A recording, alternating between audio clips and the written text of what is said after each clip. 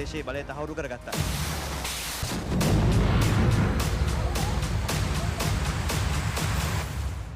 එක්දහස් 975 ජූලි 27 වැනිදා එවක යාපනය නගරාධිපති ඇල්ෆ්‍රඩ් දොරයප්පා නල්ලූර් කෝවිල වෙත යමින් සිටියදී වෙඩි ප්‍රහාරයකට ලක්ව ඝාතනය වීම මෙරට 30 වසරක යුද්ධයේ පළමු අඳුරු මතකය වනු ඇතැයි එදා කිසිවෙකු හෝ සිතුවේ නැහැ.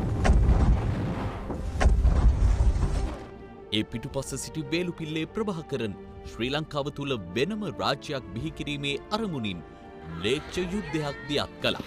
ප්‍රදේශ ගණනාවක බෝම්බ පුපුරවා හැරි LTTE ශ්‍රී ලංකා මහ බැංකුව කටුනායක ගුවන්තොටුපළ අනුරාධපුර ජයශ්‍රී මහ බෝධීන් වහන්සේ මෙන්ම බෞද්ධයාගේ මුදුන් මල් කඩවන් මහනුවර ශ්‍රී දළදා මාලිගයද සිය ප්‍රහාරවල ඉලක්කය බවට පත් කරගත්තා.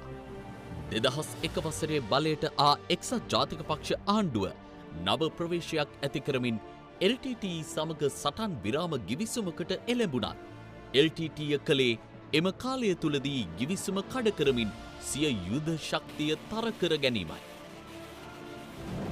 2005 මහින්ද රාජපක්ෂ මහතා ජනපති ධුරයට පත්වීමෙන් පසු ඔහු LTTEට සමයේ දෑත් දිගු කළත් එම සංවිධානය දිගින් දිගටම ප්‍රහාර එල්ල කරන පිළිවෙතක් අනුගමනය කළා.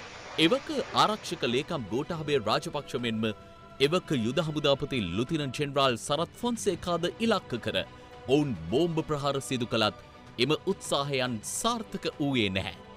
2006 ජූලි මාසයේදී ගොවි ජනතාවට ජලය සපයන නැගෙනහිර මාවිල් ආරු සොරවුව වසා දැමීමට LTTE පියවර ගැනීම සිව්වන ඊලාම් යුද්ධයට මඟ පෑදූ අතර වහාම යුදමය පියවර ගැනීමට ජනාධිපති මහින්ද රාජපක්ෂ මහතා අණ ලබා දුන්නා. එම හමුදා මෙහෙයුම අවසන් වූයේ 2007 වසරේදී නැගෙනහිරද සම්පූර්ණයෙන්ම LTTE ග්‍රහණයෙන් මුදා ගනිමින්. එල්ල වූ ජාත්‍යන්තර බලපෑම් පවා නොතකා සටන් විරාම ගිවිසුමෙන් ඉවත්වීමට තීන්දු කළ ජනාධිපති මහින්ද රාජපක්ෂ මහතා උතුරද LTTE ග්‍රහණයෙන් මුදා ගැනීමට අනතුරුව අණ ලබා දුන්නා.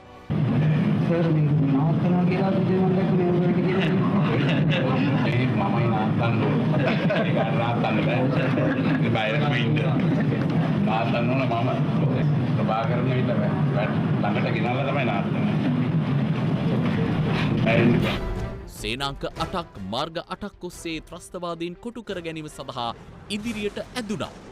අහිංසක දෙමළ ජනයා මිනිස් පලිහක් ලෙස භාවිත කරමින් තම ජීවිතය ආරක්ෂා කර ගැනීමට කුටි නායක වේලුපිල්ලේ ප්‍රභාකරන් දැරුම් නින්දිත උත්සාහය හමුවේ එය තරමක් ප්‍රමාද වුණා. මම ජීවත් වෙන්න ඕනේ, මොම බේර ගන්න ඕනේ, රජුට කියන්න ඕනේ, අපේ ළමයි ඔක්කොම දෙමළ දෙරදා ඔක්කොම බේර ගන්න ඕනේ. නොමැති ප්‍රදේශයේ බලය තහවුරු කරගත්තා.